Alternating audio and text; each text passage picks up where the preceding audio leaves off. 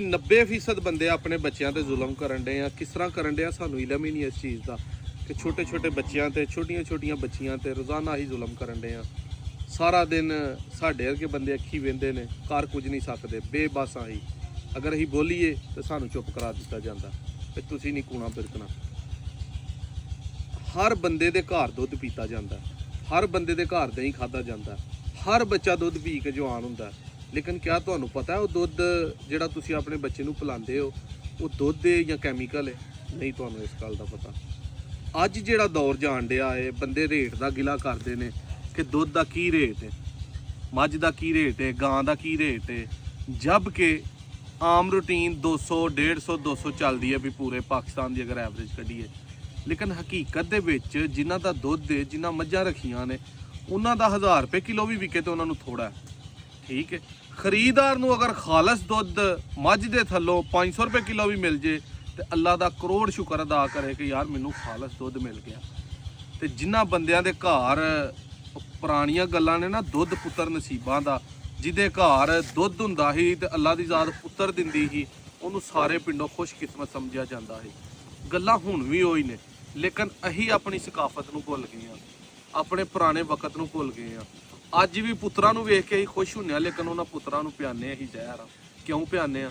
ਜਿਹੜਾ ਬੜਾ ਵੱਡਾ ਅੱਜ ਚੌਰੀ ਬਣੀ ਫਿਰਦਾ ਵੀ ਮੈਂ ਜੀ ਬੜਾ ਚੌਰੀ ਹਾਂ, ਉਹਨੂੰ ਇਹ ਨਹੀਂ ਪਤਾ ਕਿ ਮੈਂ ਬੱਚਿਆਂ ਤੇ ਜ਼ੁਲਮ ਕੀ ਕਰਨ ਡਿਆ।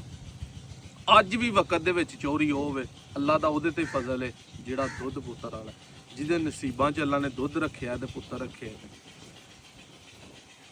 ਖਾਲਸ ਦੁੱਧ ਪੀਣ ਦਾ ਜਿਹੜਾ ਬੰਦਾ ਦਾਵਾ ਕਰਦਾ, ਜਿਹਦੀ ਆਪਣੀ ਮੱਝ ਆਪਣੀ ਗਾਂ ਹੈ, ਉਹ ਹੀ ਬੰਦਾ ਖਾਲਸ ਦੁੱਧ ਪੀਂਦਾ। ਦੂਜਾ ਬੰਦਾ ਜਿਹਨੇ ਮੇਰੇ ਕੋਲ ਹੀ ਲੈਣਾ ਵੀ ਨਾਦਰ ਭਾਈ ਬੜੇ ਇਮਾਨਦਾਰ ਨੇ, ਇਹ ਖਾਲਸ ਦੁੱਧ ਦੇਣਗੇ, ਉਹਦੀ ਗਲਤ ਫਹਿਮੀ ਹੈ। ਨਾਦਰ ਭਾਈ ਦੇ ਖਰਚੇ ਨਹੀਂ ਪੂਰਾ ਹੋਣਾ ਦੁੱਧ ਦੇ ਵਿੱਚੋਂ 150 ਰੁਪਏ ਦੇ ਕੇ, ਤੇ ਨਾਦਰ ਭਾਈ ਕਿੱਥੋਂ ਤੁਹਾਨੂੰ ਖਾਲਸ ਦੇਣਾ? ਝੂਠ ਹੀ ਮਾਰਨਾ ਨਾ ਪਾਣੀ ਵਿੱਚ ਪਾ ਕੇ। ਪਾਣੀ ਤੇ ਇੱਕ ਸਾਈਡ ਤੇ ਰਹਿ ਗਿਆ, ਪਾਣੀ ਤੇ ਪੈ ਗਿਆ। ਜਿੰਨਾ ਦੁੱਧ ਸ਼ਹਿਰਾਂ ਦੇ ਵਿੱਚ ਦੁਕਾਨਾਂ ਤੇ ਸੇਲ ਹੋ ਰਿਹਾ ਹੈ, ਦੁੱਧੀ ਕੀ ਕਰਦੇ ਨੇ?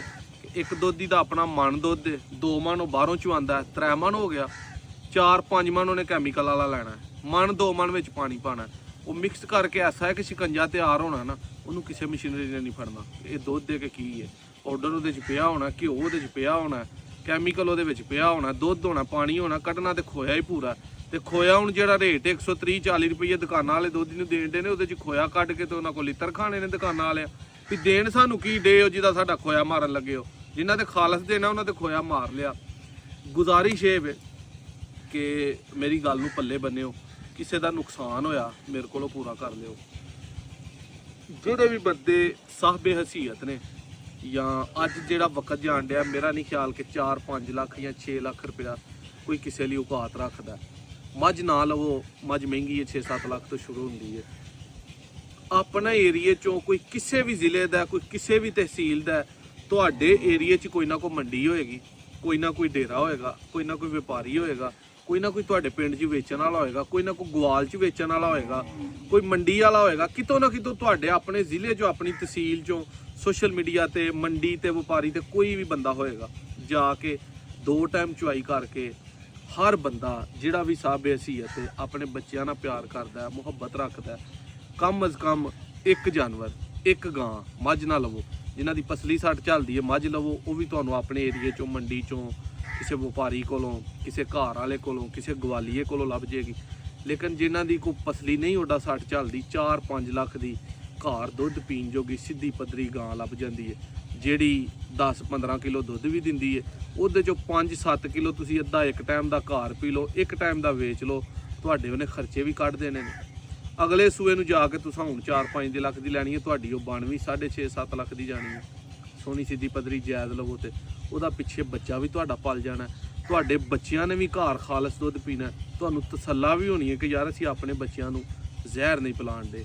ਤੇ ਜਿਹੜੇ ਬੰਦਿਆਂ ਨੇ ਇਹ ਕਰਦੇ ਹੋ ਕਿ ਤੁਹਾਡੇ ਕੋਲ ਨਹੀਂ ਲਿਆ ਜਾਂਦਾ, ਖੁਦਾਰਾ ਵਾਸਤਾ ਹੈ ਤੁਹਾਨੂੰ ਉੱਥੋਂ ਦੁੱਧ ਲਵੋ ਜਿੱਥੇ ਤੁਹਾਡੀਆਂ ਅੱਖਾਂ ਦੇ ਸਾਹਮਣੇ ਦੁੱਧ ਚੋ ਕੇ ਤੁਹਾਨੂੰ ਦੇਣ ਦੇ ਨੇ। ਤੁਸੀਂ ਇੰਜ ਧਿਆਨ ਰੱਖਿਆ, ਅੱਖ ਵੀ ਨਹੀਂ ਝਮਕਣੀ ਕਿ ਕਿਤੋਂ ਪਾਣੀ ਜਾਂ ਕੋਈ ਵਾਧਾ ਘਾਟਾ ਨਾ ਹੋਈਏ, ਉੱਥੋਂ ਤੁਸੀਂ ਖਰੀਦੋ। ਕਿਸੇ ਦੁਕਾਨ ਤੋਂ ਖਰੀਦਦੇ ਹੋ, ਉਹਦਾ ਬੈਕ ਵੇਖੋ ਕਿ ਇਹਦੇ ਕੋਲ ਦੋਧੀ ਆਉਂਦੇ ਨੇ, ਉਹਨਾਂ ਦੋਧੀਆਂ ਕੋਲ ਜਾ ਕੇ ਵੇਖੋ ਵੀ ਇਹ ਚੋਂਡੇ ਨੇ, ਕੈਮੀਕਲ ਲਿਆਉਂਦੇ ਨੇ, ਪਾਣੀ ਪਾਉਂਦੇ ਨੇ, ਕੀ ਪਾਉਂਦੇ ਨੇ।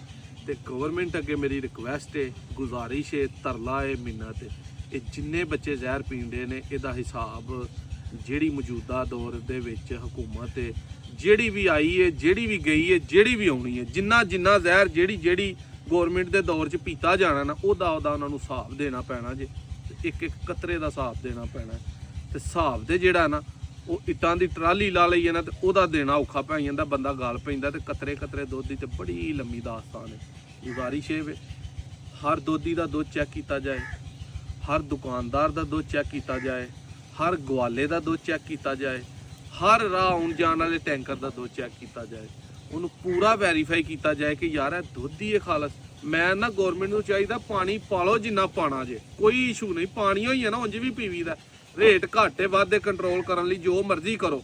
ਹੁਣ ਗੌਰਮੈਂਟ ਆਂਦੀ ਹੈ ਵੀ ਰੇਟ ਕੰਟਰੋਲ ਕਰਨਾ, ਪਾਣੀ ਵਾਧੇ ਘਾਟੇ ਦਾ ਕੋਈ ਨਹੀਂ, 19-20 ਚੱਲ ਜਾਏਗੀ। ਲੇਕਿਨ ਕੈਮੀਕਲ ਤੋਂ ਸਾਡੀ ਆਵਾਮ ਨੂੰ, ਸਾਡੇ ਬੱਚਿਆਂ ਨੂੰ, ਸਾਡੀਆਂ ਬੱਚੀਆਂ ਨੂੰ ਬਚਾਓ ਜਿਵੇਂ ਵੀ ਪੋਸੀਬਲ ਹੈ। ਕੈਮੀਕਲ ਤੋਂ ਸਾਨੂੰ ਬਚਾ ਲਓ, ਪਾਊਡਰ ਤੋਂ ਸਾਨੂੰ ਬਚਾ ਲਓ, ਘਿਓ ਜਿਹੜੇ ਵਿੱਚ ਪੈਂਦੇ ਨੇ ਉਹਨਾਂ ਤੋਂ ਬਚਾ ਲਓ। ਪਾਣੀ ਅਸੀਂ ਝੱਲ ਲਾਂਗੇ, ਉਹ ਅਸੀਂ ਆਪਣੇ ਬੱਚਿਆਂ ਨੂੰ ਉਂਝ ਵੀ ਪਿਆਉਂਦੇ ਆ, ਦੁੱਧ 'ਚ ਵੀ ਪਿਆ ਲਾਂਗੇ, ਕੋਈ ਮਸਲਾ ਨਹੀਂ। ਸਸਤੇ ਵੱਲ ਨਾ ਜਾਓ, ਅੱਛੀ ਚੀਜ਼ ਦੀ ਹਮੇਸ਼ਾ ਅੱਛੀ ਕੀਮਤ ਹੁੰਦੀ ਹੈ। ਉਹ ਚਾਹੇ ਤੁਸੀਂ ਇੱਕ ਇੱਟ ਲੈ ਲਓ, ਸੀਮੈਂਟ ਦੀ ਬੋਰੀ ਲੈ ਲਓ, ਮੱਝ ਲੈ ਲਓ, ਗਾਂ ਲੈ ਲਓ, ਮਕਾਨ ਲੈ ਲਓ, ਗੱਡੀ ਲੈ ਲਓ, ਕਦੇ ਵੀ ਤੁਹਾਨੂੰ ਲੈਂਡ ਕਰੂਜ਼ਰ ਦੇ ਜਿਹੜੇ ਪੈਸੇ ਨੇ ਲੈਣੀ, ਤੁਸੀਂ ਜਿਹੜੀ ਉਹ ਲੈਂਡ ਕਰੂਜ਼ਰ ਹੋਏ ਪੈਸੇ ਤੁਹਾਡੇ ਕੋਲ 8 ਲੱਖ ਰੁਪਈਆ ਮਹਿਰਾਨ ਵਾਲਾ ਹੋਏ, ਉਹ ਤੁਹਾਨੂੰ ਲੱਭਦੇ ਨਹੀਂ ਜਾਣੀ। ਦੁੱਧ ਤੁਸੀਂ ਖਾਲਸ ਲੈਣਾ, ਤੁਹਾਡੀ ਗਲਤਫਹਿਮੀ ਹੈ, ਤੁਹਾਨੂੰ ਕਿ 150, 200, 250 ਨਾ ਦੇ ਦੇਣਾ, ਤੁਹਾਨੂੰ 300, 400, 500 ਦਾ ਖਾਲਸ ਮੱਝ ਦਾ ਦੁੱਧ ਲੱਭ ਜੇ, ਅੱਲਾ ਦਾ ਕਰੋੜ ਸ਼ੁਕਰ ਅਦਾ ਕਰੋ। ਤੇ ਖਾਲਸ ਉਹ ਜਿਹੜਾ ਅੱਖੀ ਵੇਖਣਾ, ਤੁਹਾਡਾ ਭਰਾ ਵੀ ਸਕਾ ਆਖੇ ਵੀ ਮੈਂ ਮੱਝਾਂ ਰੱਖੀਆਂ, ਮੇਰਾ ਖਾਲਸ ਉਹਨੂੰ ਕਰਾਂ। ਤਬਾਰ ਵਾਲਾ ਦੌਰ ਲੰਘ ਗਿਆ, ਵਕਤ ਉਹਨੇ ਤਬਾਰ ਵਾਲਾ ਨਹੀਂ। ਵੀਡੀਓ ਅੱਛੀ ਲੱਗੇ ਸ਼ੇਅਰ ਕਰਿਓ, ਨੈਕਸਟ ਵੀਡੀਓ 'ਚ ਮਿਲਾਂਗੇ।